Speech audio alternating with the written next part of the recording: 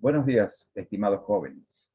En este video vamos a revisar lo que se vio en la clase del jueves pasado, que tuvo un carácter mixto.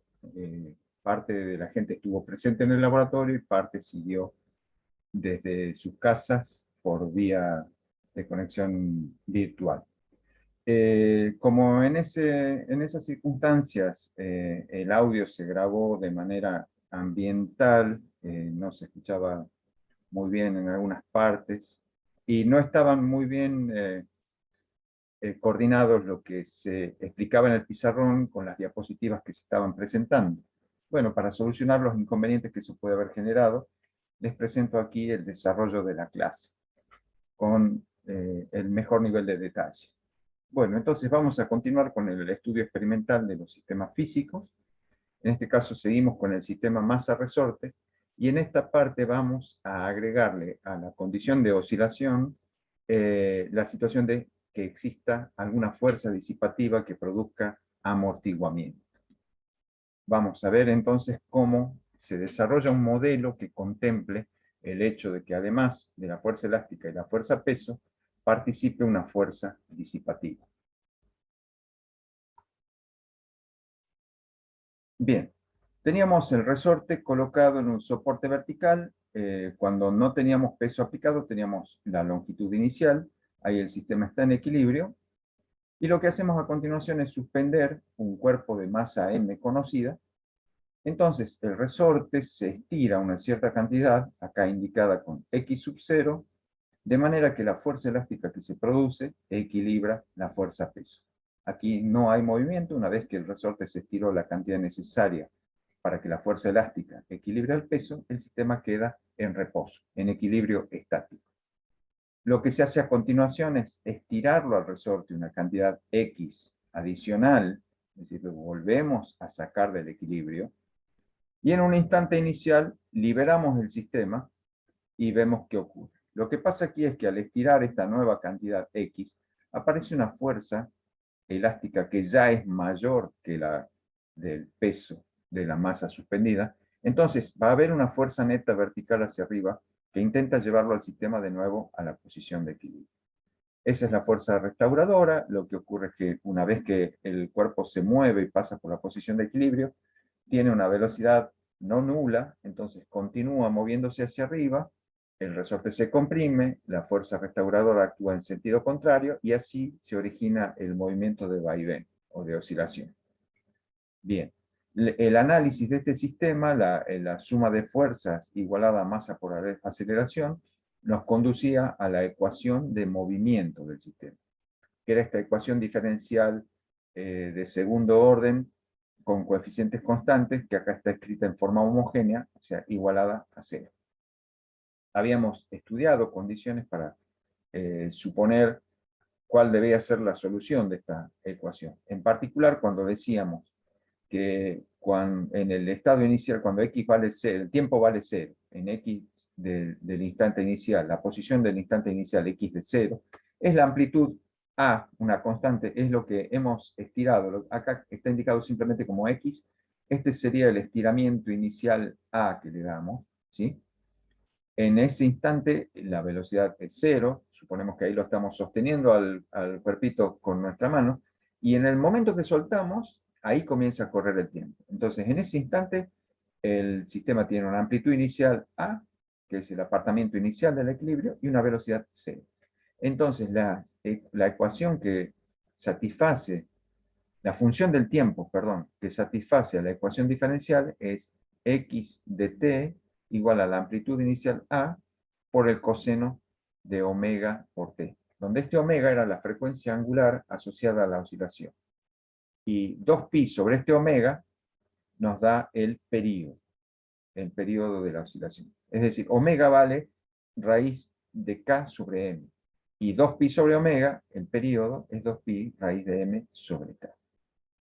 Bien, entonces, con las hipótesis que hicimos de que solo actuaban la fuerza peso, la fuerza elástica del resorte, que había un movimiento en una única dirección y que no había ningún otro tipo de fuerza, llegamos a esto que resume el modelo. Una oscilación permanente en el tiempo, es decir, acá el tiempo puede ir creciendo hasta infinito, y el movimiento será una repetición de esta onda coseno que continuará indefinidamente. Es decir, lo que nos está diciendo el modelo es que el sistema va a oscilar indefinidamente con una amplitud de oscilación A que es independiente del tiempo. Es decir, sí va cambiando con el tiempo, pero los valores máximos, A y menos A, van a ser siempre los mismos. ¿Sí?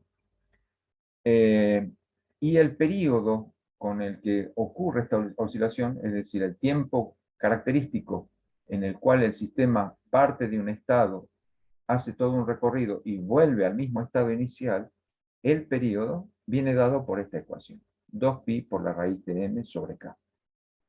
Esto nos está diciendo, esta ecuación nos está diciendo que si el resorte tiene una constante k definida, para masas progresivamente más grandes, el periodo será mayor. Es decir, que a mayores masas tendremos oscilaciones más lentas. Tenemos más inercia asociada al sistema, entonces las oscilaciones serán más lentas. Y por otro lado decimos, si dejamos una única masa y tenemos resortes que van cambiando la constante K, vamos a observar que mientras más rígido sea el resorte, mientras más alta sea su constante K, más rápida será la oscilación, menores serán los periodos. ¿Sí? Es decir, más rápida será la oscilación para constantes K más rígidas. Por otra parte, como no hay fuerzas disipativas, la energía total del sistema, la energía en cualquier instante va a ser una constante. La energía mecánica de este sistema es la suma de la energía potencial elástica más la energía cinética. La energía potencial elástica depende, una vez como está definida la constante K del resorte, depende de la posición que tiene el sistema en cada instante. Es decir, depende de la función x de t. Como la función x de t es una función coseno, la energía dependerá con una función coseno cuadrado. La energía potencial elástica depende o varía con el tiempo con una función coseno cuadrado. Y una función coseno cuadrado es como esta, siempre positiva. Es la curva que está indicada con U. Esta figura está tomada del Sierre-Szymanski. Esta es la curva de la energía potencial elástica. Cuando el sistema está en el extremo inferior de su oscilación, que acá está indicado con la coordenada menos A, tiene la energía potencial máxima, porque está estirado en la mayor cantidad posible. Y tiene velocidad cero. Entonces, la energía cinética K es cero. A medida que la oscilación disminuye y la masa se acerca al punto de equilibrio, la energía potencial elástica disminuye hasta que se hace cero cuando el cuerpo pasa por el punto de equilibrio. Obviamente no hay elongación, entonces la energía potencial elástica es cero.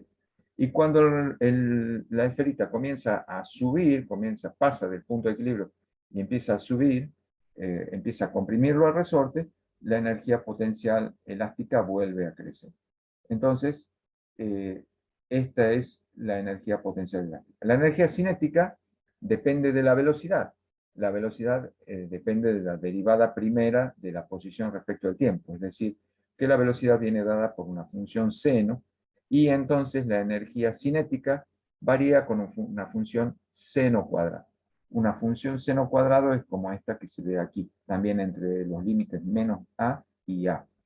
Es cero cuando la pesita está en la posición inferior. Cuando está a la máxima elongación, el cuerpito llega y se detiene, tiene velocidad cero en ese instante.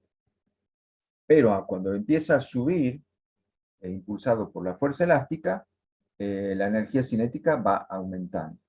Cuando pasa por el punto de equilibrio, la energía cinética es máxima. Por ahí la velocidad es la máxima. Luego empieza a comprimirlo al resorte, entonces el resorte empieza a hacer la fuerza restauradora en sentido contrario, entonces va frenando y por lo tanto la energía cinética vuelve a descender. En todo momento, la suma de ambas curvas, la suma de energía cinética y potencial, van a dar esta constante, esta recta horizontal, que significa un valor constante de energía. Esta recta horizontal es la suma instante a instante de las curvas celeste y verde, de las curvas de energía potencial elástica U y energía cinética K. Bueno, ahora damos la explicación de lo que se hizo experimentalmente. Lo que se hizo fue, para ciertos valores de masa, medir en cada caso, tomando una masa particular, se midió el tiempo total de 10 oscilaciones.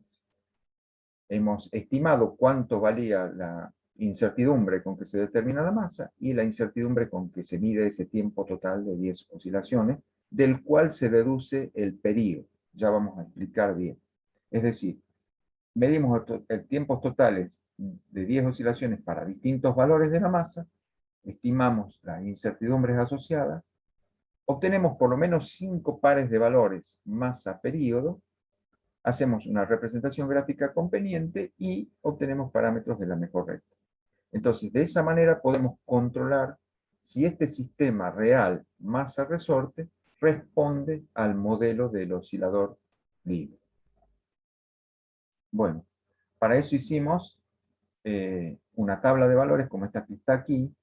Por ejemplo, para la masa de 10 gramos, que se la pesó con una incertidumbre de 1 gramo, en la balanza de apreciación 1 gramo, se midió el tiempo total de 10 oscilaciones. Aquí puse un número n genérico de oscilaciones, podrían haber sido 15, 20, las que sea.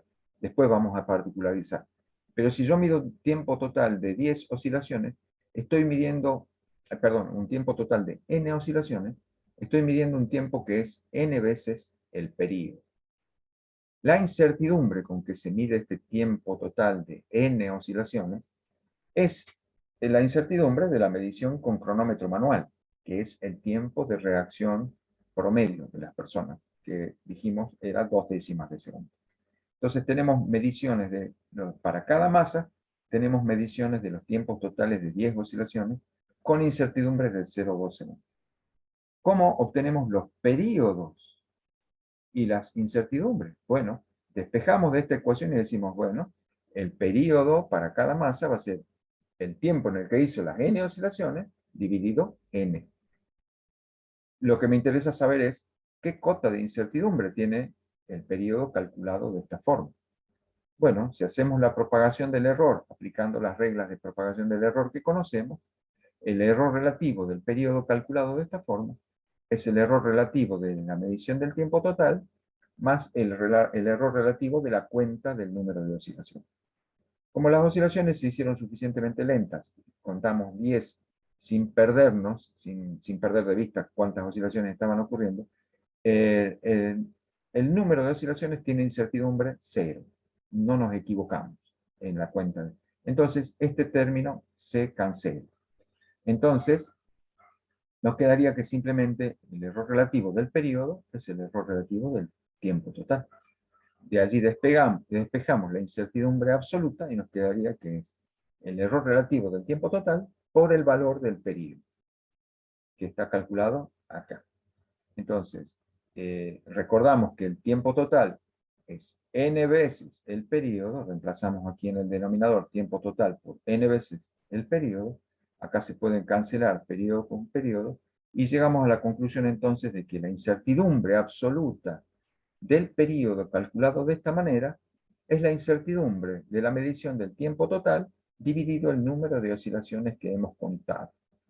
Si eran 10 oscilaciones y el error, la incertidumbre de la medición del tiempo total es 0,2 segundos, vamos a obtener una incertidumbre absoluta del periodo de 2 centésimas de segundo. Por eso entonces aquí están, en un ejemplo tomado de años anteriores, las distintas masas que tienen incertidumbre doble si se lograron acá, esta masa se logró por combinación de otras dos.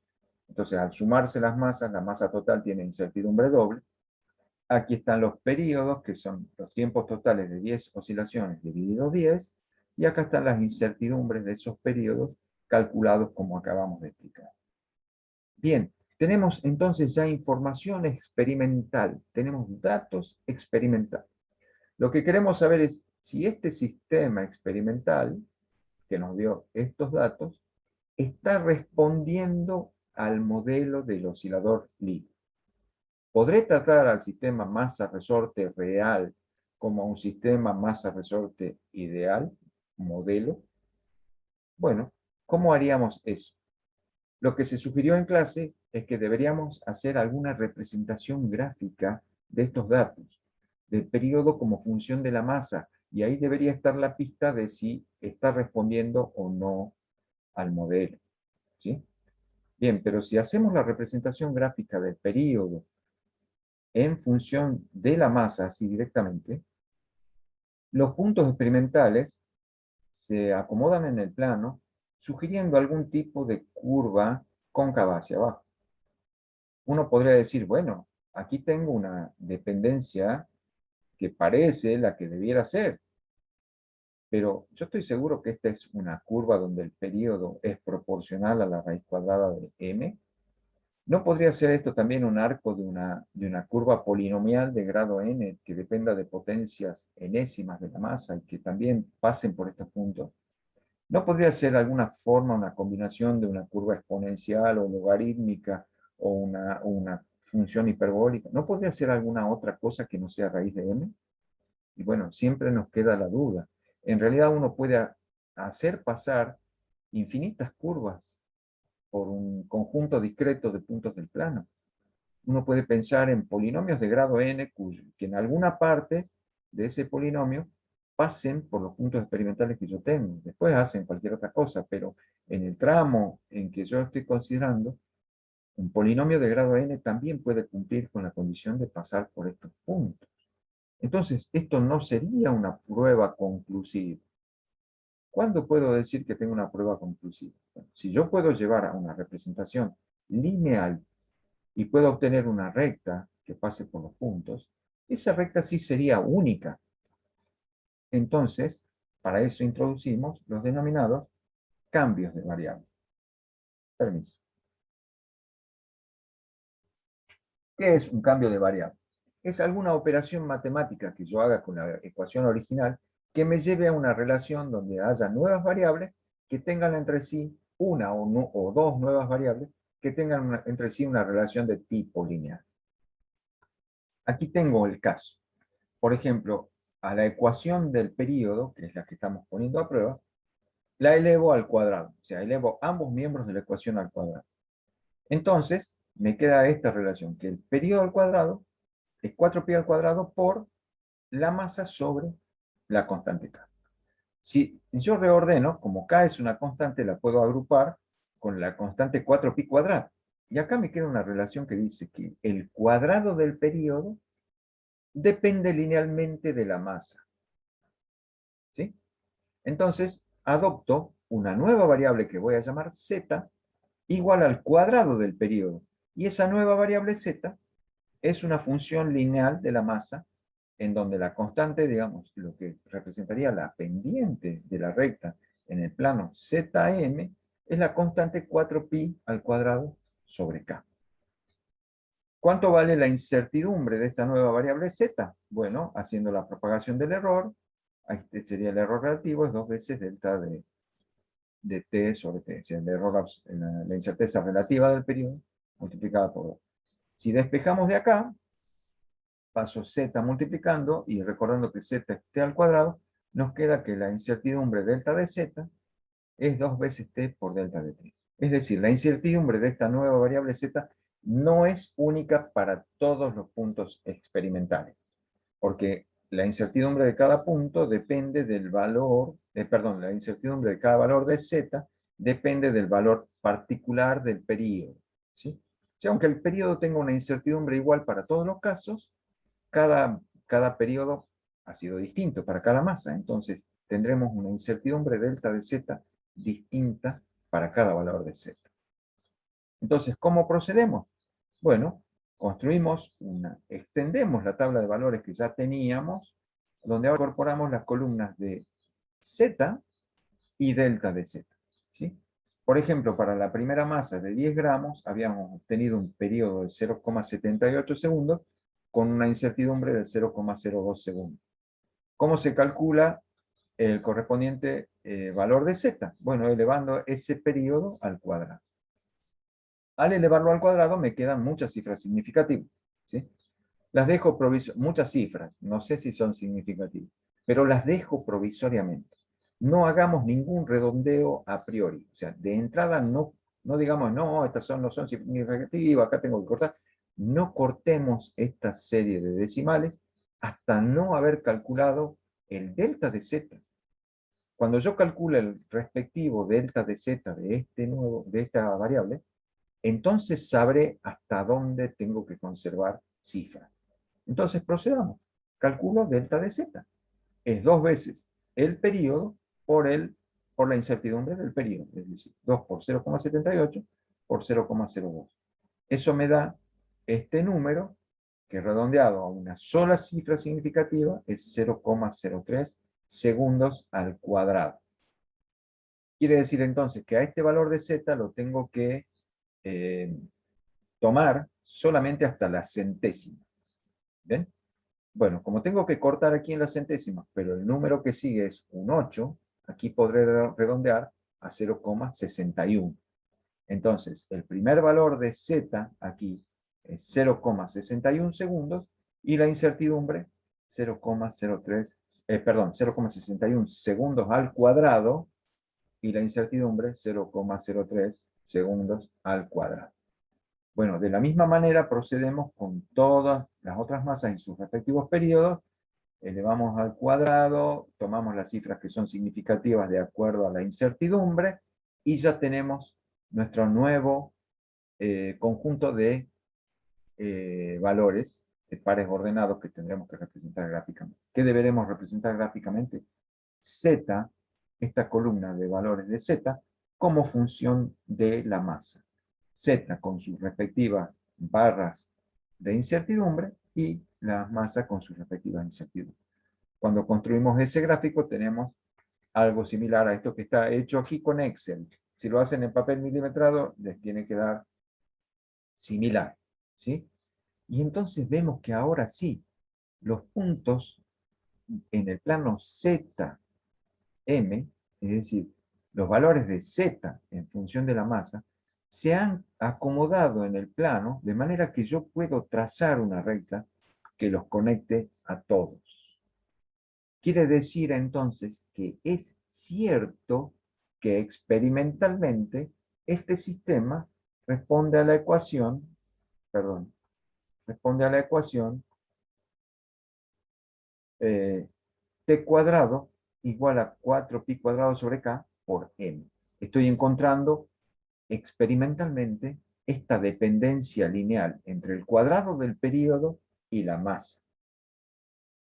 Eso es lo que encontré al construir este gráfico. Bien, entonces, ahora podemos proceder, como sabemos, elegimos dos puntos que estén estrictamente sobre la recta, lo más separados posible entre sí, pero dentro del intervalo medido, tomamos sus coordenadas de z y de m, es decir, de periodo al cuadrado y de masa, hacemos el cociente de intervalos y con eso tenemos la pendiente. Esa pendiente b tiene que ser igual, de acuerdo a la ecuación de esta recta, la pendiente b tiene que ser 4pi cuadrado sobre k. De donde, si yo ya tengo el valor numérico de la pendiente, podré calcular el valor de la constante k del resorte. Y diré que tiene que ser 4pi cuadrado sobre el valor de la pendiente. Y podré acotar ese valor de la constante k de acuerdo a esta propagación.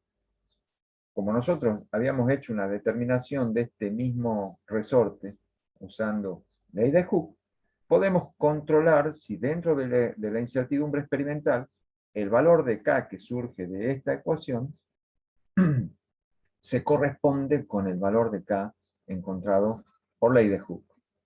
De esa manera estaría confirmado estrictamente la validez del método del oscilador armónico libre para el caso de un sistema masa-resorte real. Bueno, hasta aquí algo que ya habíamos visto que habíamos hecho. Permiso, voy a tomar un traguito de algo tibio para que me está ardiendo un poco la garganta. Bueno, ahora vamos a hacer más realista nuestro modelo, porque hemos dicho en el laboratorio que si dejamos nuestro sistema masa-resorte oscilando más de 10 periodos, nosotros lo habíamos medido hasta ahora solamente oscilando 10 veces, ¿sí? Si ahora lo dejamos mucho tiempo, ¿qué encontramos? Que al cabo de un cierto tiempo veremos que la amplitud ha disminuido significativamente. Y si dejamos pasar más tiempo, el sistema queda en reposo. En algún momento se detiene.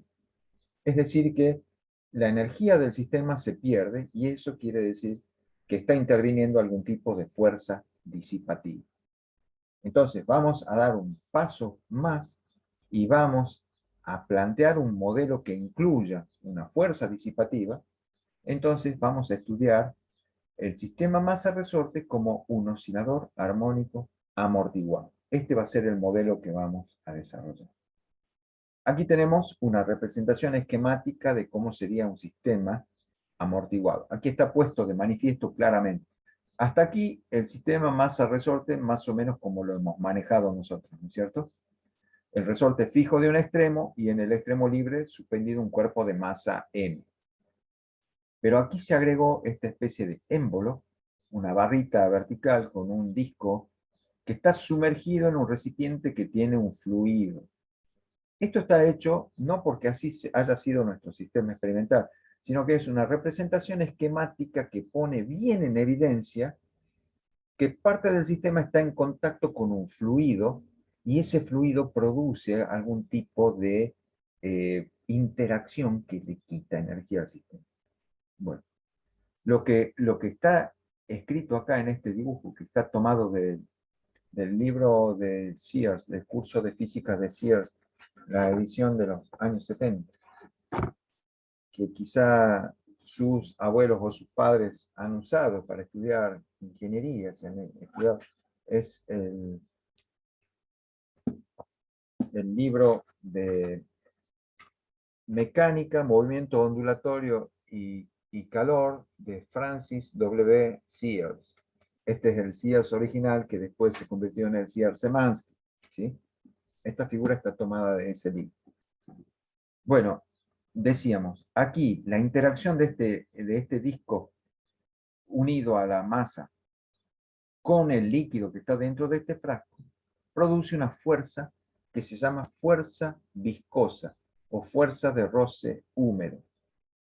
A diferencia de las fuerzas de roce que ustedes habían estudiado, por ejemplo en el caso de los planos inclinados, cuando consideraban un cuerpito que deslizaba sobre otro, ponían una fuerza de roce que era igual a la normal por un coeficiente mu característico de los cuerpos en contacto, ¿sí? Entonces decían la fuerza de roce entre estas dos superficies es igual a la normal al plano por el coeficiente mu. Bueno, ese se llama roce seco, fricción seca, ¿sí? Este es distinto.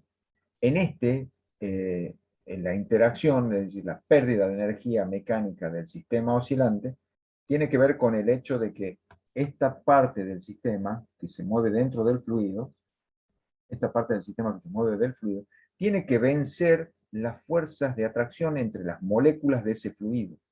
Y para hacer eso tiene que hacer trabajo contra esas fuerzas, y entonces ese trabajo se hace a expensas de la energía mecánica del sistema. Y por eso se va perdiendo ciclo a ciclo un poquito de energía. Y al final el sistema queda en reposo. Bueno, esto que está aquí representado mediante este frasquito con un líquido y este émbolo es innecesario. Podríamos pensar directamente que el bloque de masa m está inmerso en el fluido que es la atmósfera. El aire es una mezcla de gases, es un fluido que es una mezcla de gases, en donde esas moleculitas de gas tienen algún tipo de atracción y chocan contra nuestro cuerpito en movimiento, y al chocar y al tener que separarlos el cuerpo para desplazarse, hace trabajo contra esas moléculas y ahí pierde su energía mecánica. ¿Sí?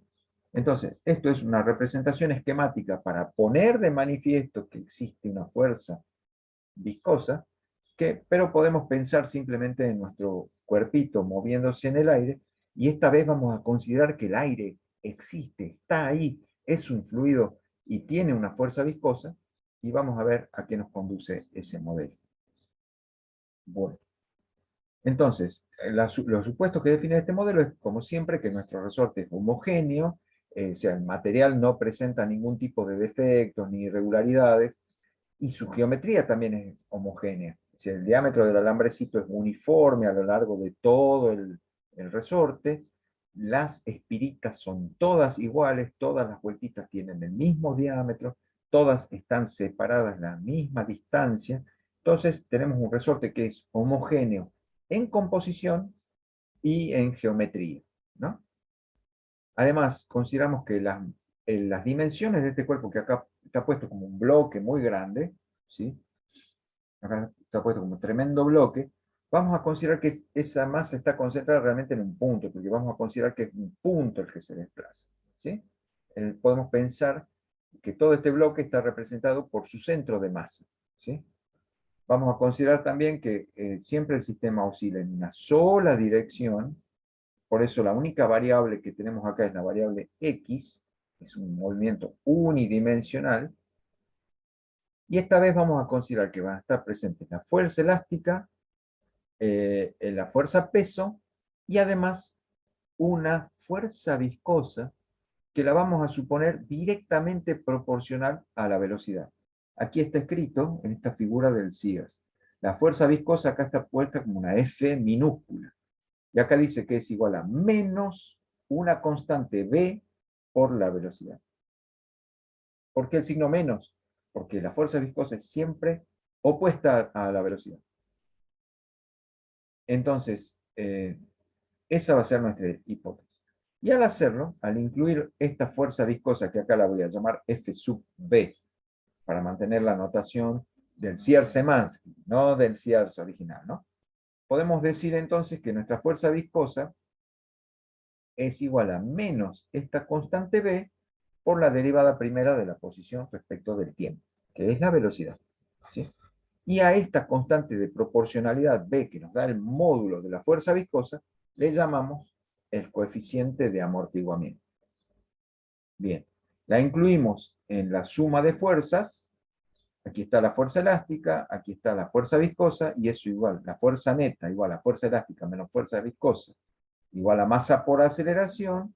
Si reordenamos esta ecuación, que es la segunda ley de Newton aplicada al sistema, tenemos la nueva ecuación de movimiento de nuestro sistema oscilador armónico amortiguado. Aquí está el término que da cuenta del amortiguamiento. Fíjense que ahora está dividido, está el término de la velocidad, está acompañado del coeficiente v sobre m, porque hemos dividido toda la ecuación en m para que el término de la derivada segunda no tenga coeficiente, ¿no? Entonces, por eso acá queda v sobre m. Entonces, esta es nuestra nueva ecuación de movimiento. Los matemáticos nos dan la solución, no vamos a hacer acá la discusión de cómo se la resuelven ni nada. Los matemáticos nos dicen, esta ecuación diferencial de segundo orden, con coeficientes constantes, completa, pues están todas las derivadas, la derivada segunda, la derivada primera y la derivada de orden cero, es decir, la propia función, tiene solución de la forma x, función del tiempo, igual a la amplitud inicial a por una función exponencial decreciente del tiempo y por una función coseno de una cierta omega prima. Ahora, la frecuencia angular asociada a la oscilación es omega prima, y si analizamos cuánto es, incluye un término, omega prima, incluye un término que tiene en cuenta el coeficiente de amortiguamiento. Esta es la nueva frecuencia angular asociada a esta oscilación, cuando existe esta fuerza disipativa proporcional a la velocidad. Representándola gráficamente a la función x de t, ¿sí? Este es x en función del tiempo, vemos que esa sería la curva roja, ¿sí? Bueno, esta curva roja la puedo pensar como que es una función coseno cuya amplitud está modulada está condicionada por la función exponencial. Fíjense, las curvas azules, estas envolventes azules, son la función exponencial, son ramas de la función exponencial, que como ven, va limitando a medida que transcurre el tiempo, va haciendo que la amplitud de la función coseno sea cada vez más pequeña. Es decir, tengo la función coseno que cumple con su oscilación, pero la amplitud de la oscilación está siendo disminuida progresivamente a medida que transcurre el tiempo, y por eso el resultado es la curva roja. El periodo T', o sea, el tiempo característico en el cual el sistema pasa de un estado determinado al mismo estado, ¿sí? Ahora es 2pi por la raíz de m sobre k, pero ahora multiplicado por este factor, donde también interviene el coeficiente de amortiguamiento. Este es nuestro nuevo modelo, definido por esta ecuación que nos da la posición como función del tiempo, y esta es la ecuación que nos da el tiempo característico que se llama período, que es el tiempo en el cual las condiciones del sistema se repiten, ¿sí? Salvo la amplitud, porque ahora la amplitud va disminuyendo. Entonces, algunos autores no le llaman período a esto, porque no se están repitiendo exactamente las mismas condiciones. Luego de un tiempo t mayúscula, no tengo el sistema exactamente como estaba antes. Entonces, algunos autores a este le llaman el pseudoperíodo. O sea, algo que parece un periodo, pero no es rigurosamente un periodo. Lo que sí se repite es que si acá tengo un máximo de la función coseno, al cabo de ese tiempo t', vuelvo a tener un máximo. La amplitud no es la misma, pero la condición de máximo se vuelve a repetir, ¿sí? O si tomo este tiempo donde la función coseno es 0, pero está creciendo, al cabo de un tiempo t', vuelvo a tener la función coseno 0 y creciente, ¿sí? Pero la amplitud no va a ser la misma. Bueno, por eso algunos autores le llaman pseudoperíodo. No importa, nosotros le hemos llamado el periodo amortiguado, ¿sí? Bien. Fíjense que entonces puedo considerar a la ecuación que es solución, como habíamos dicho, la solución de la ecuación de movimiento, esta es el producto de dos funciones.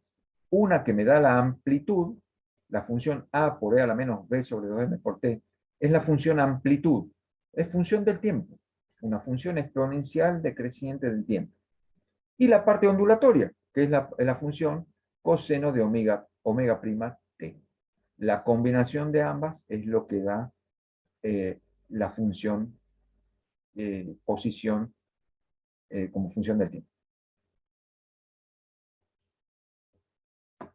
Bueno, fíjense que, ¿qué pasa si yo considero que ese coeficiente de amortiguamiento se va haciendo progresivamente más chiquitito? Dice, ¿qué pasa si hago tender el coeficiente de amortiguamiento b a 0? Bueno, si b tiende a 0, aquí en la función exponencial, el exponente va a ir tendiendo a 0, ¿sí? Porque b está en el numerador del exponente. Entonces, si b tiende a 0, todo el exponente va tendiendo a 0. Entonces, en el límite, cuando b ya sea infinitamente pequeño, esto va a ser como e a la 0. Y cualquier número elevado a la 0 es 1. O sea que la amplitud, la función amplitud del sistema amortiguado tiende a la amplitud constante del sistema masa-resorte oscilador libre, ¿sí? Por otro lado, si en la ecuación del periodo amortiguado hacemos b tender a 0, la diferencia en el denominador va a ser cada vez más parecida a 4m por k. Es decir, esto va a tender a 0, entonces en el denominador me va a quedar un valor que va a ser cada vez más parecido a 4m por k, hasta que en el límite voy a tener 4mk sobre 4mk, que es 1. Entonces todo este paréntesis se hace igual a 1 y me queda el periodo que yo había encontrado para el sistema oscilador armónico libre. Es decir, que este modelo del oscilador armónico amortiguado tiende al oscilador armónico libre en la medida en que el coeficiente de amortiguamiento se vaya haciendo cada vez más pequeño. Eso desde el punto de vista de los modelos es muy satisfactorio. Tengo un modelo que es más abarcativo, el del sistema amortiguado, y en donde si yo voy haciendo que ese amortiguamiento sea cada vez más chiquito, me conduce al modelo del oscilador armónico libre. Esto es lo que les gusta hacer a los teóricos, encontrar un modelo general que para valores particulares de sus parámetros nos lleve a otros modelos más simples. Eso es lo que estamos viendo acá. Bueno, quiere decir entonces que en el caso en que B tiende a cero, yo paso al modelo del oscilador armónico libre, como habíamos visto. Otra cosa que veo es que hay puntos donde la parte exponencial y la parte coseno son iguales. Son los puntos de tangencia entre la curva logaritmo y la curva coseno, ¿no? En esos puntos hay tangencia. Y esos puntos se dan para múltiplos enteros del periodo. Por ejemplo, acá en t igual a 0 están tangentes la función logaritmo con la función coseno. Al cabo de un periodo t', de nuevo, están tangentes la función coseno con la función exponencial, perdón, dije logaritmo y era exponencial. Si transcurre otro periodo de nuevo, quiere decir que para múltiplos enteros del periodo amortiguado, se verifica que ambas funciones son iguales. Esto me puede llevar a una simplificación cuando yo quiera decir, bueno, ahora lo quiero poner a prueba a este modelo del oscilador armónico amortiguado, a ver si un sistema real puede ser descrito por este modelo.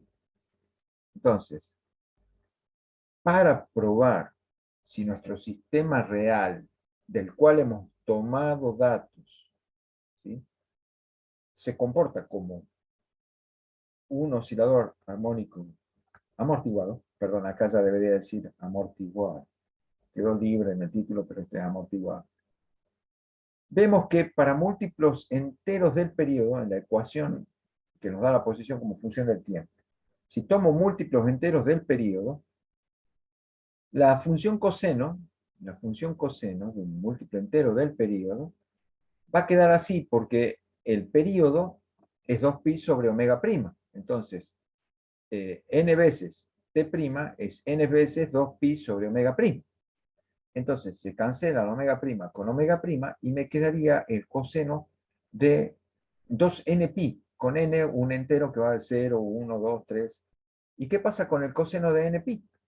Y bueno, ustedes ya han visto en álgebra o en cálculo que el coseno de 2npi es siempre igual a 1. Es decir, para ecuaciones, tomando tiempos múltiplos del periodo, la ecuación de la posición como función del tiempo se reduce a la parte exponencial. Esto sería siempre el factor 1. Entonces la función x de tiempos múltiplos del periodo es esta ecuación. Donde ven, en donde decía t, pongo n veces t'. ¿Está?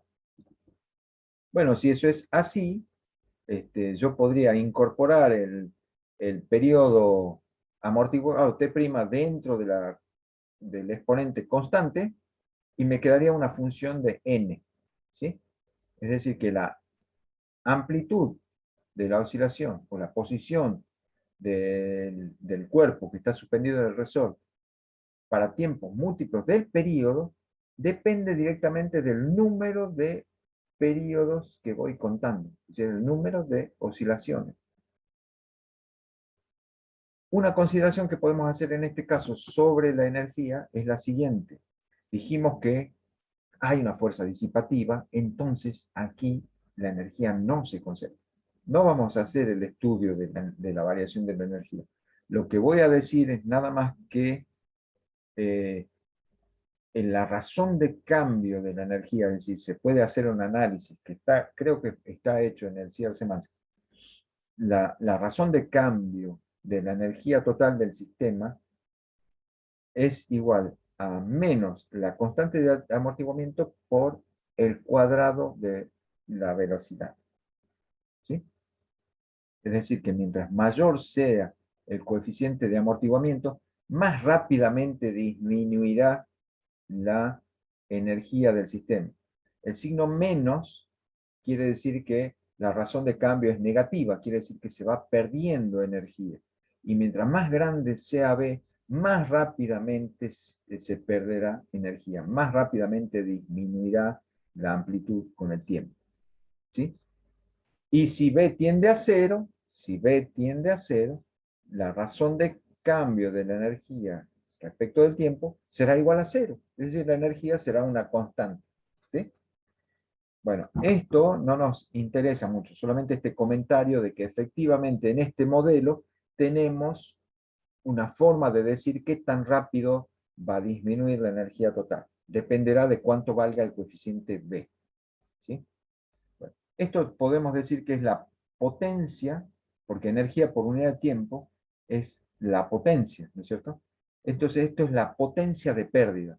¿Cuántos joules por segundo se están perdiendo de energía en el sistema cuando tengo un coeficiente de amortiguamiento B?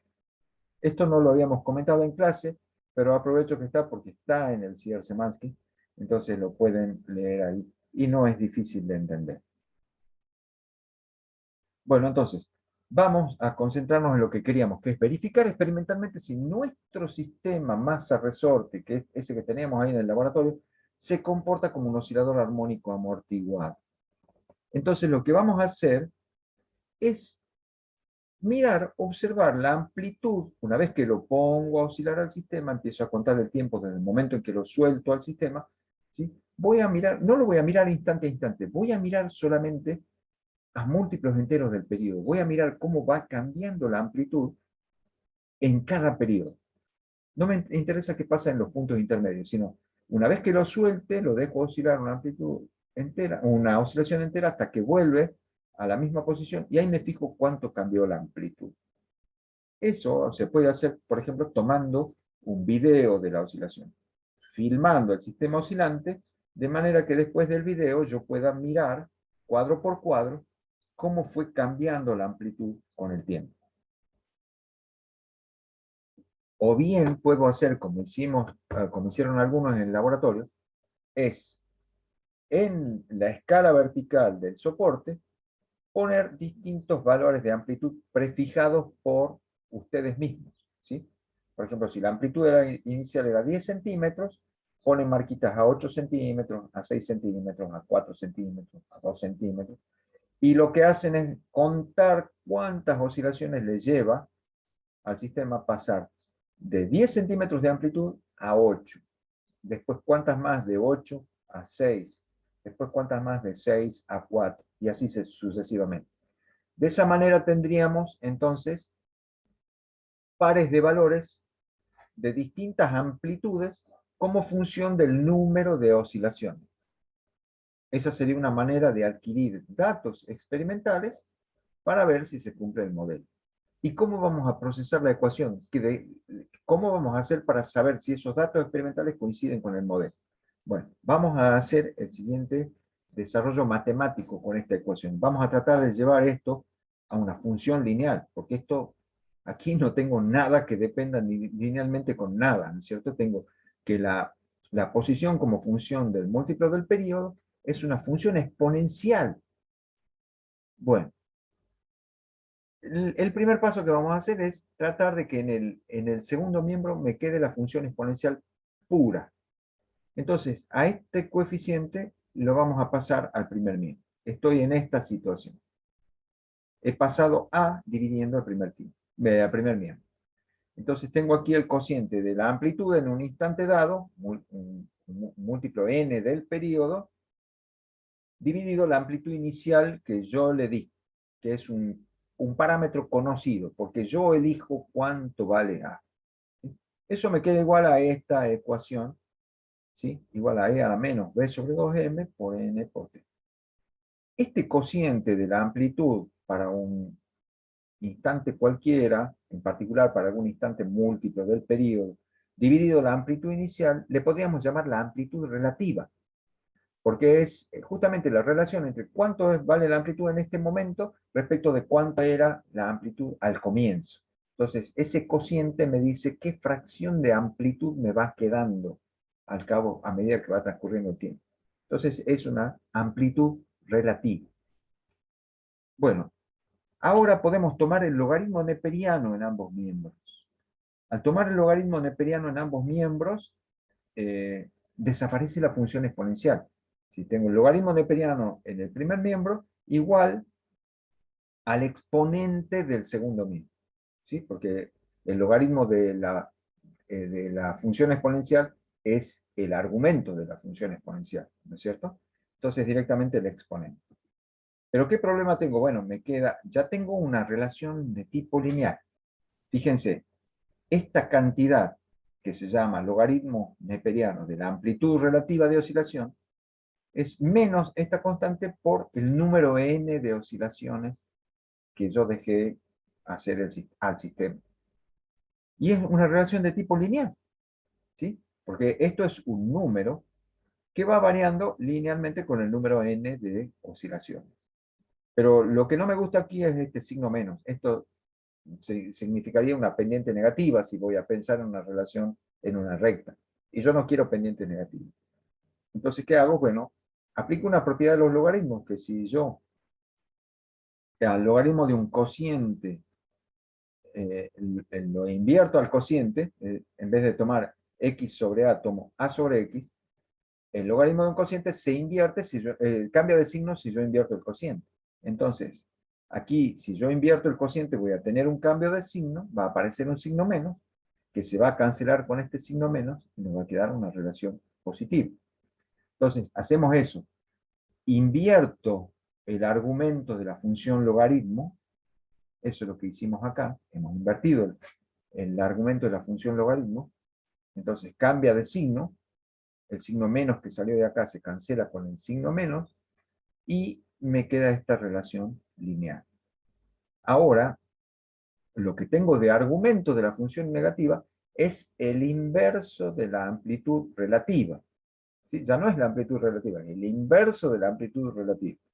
Entonces, en el primer miembro tengo el logaritmo neperiano del inverso de la amplitud relativa, y eso me queda igual a una constante por el número de oscilaciones. Está lo que buscábamos, un cambio de variable que me lleva a una relación lineal. Entonces le llamamos z al logaritmo neperiano del inverso de la amplitud relativa. ¿Sí?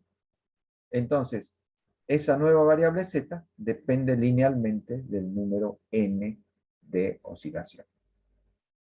¿Cómo se trabaja experimentalmente? Bueno, tal como hemos dicho, ¿no es cierto?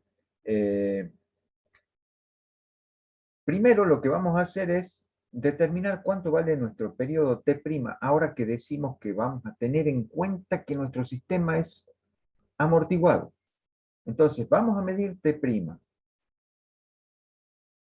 Profe, ya lo medimos, ya dejamos oscilar 10 veces el sistema, estaba en aire y dio tanto, según. Bueno, lo hacemos de nuevo, pero ahora teniendo en mente que está en un sistema, está metido en un medio viscoso. Midamos el tiempo, dejemos oscilar nuestra masa 10 veces, medimos el tiempo total de esas 10 oscilaciones y calculamos T'. Veamos si nos da diferencia. ¿Nos va a dar diferencia? Y yo creo que no, porque si ya lo habíamos medido despreciando el roce con el aire, ahora por el solo hecho de decir que existe roce con el aire, ¿va a cambiar lo que yo mida? No, no va a cambiar. Experimentalmente no va a cambiar. Para que se note que hay amortiguamiento, debería haber un fluido con un coeficiente de amortiguamiento mucho más alto. Pero bueno, no importa, midamos T', ¿sí? Midamos T'.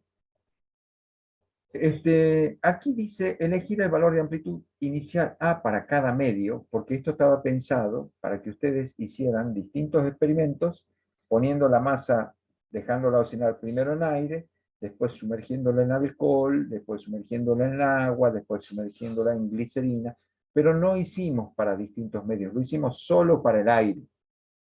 ¿Sí? Entonces lo que hicimos fue, bueno, yo voy a estirar mi resorte inicialmente una cierta cantidad A, y lo que voy a hacer es marcar en el soporte valores menores que A, y voy a contar cuántas oscilaciones le toma al sistema llegar a eso.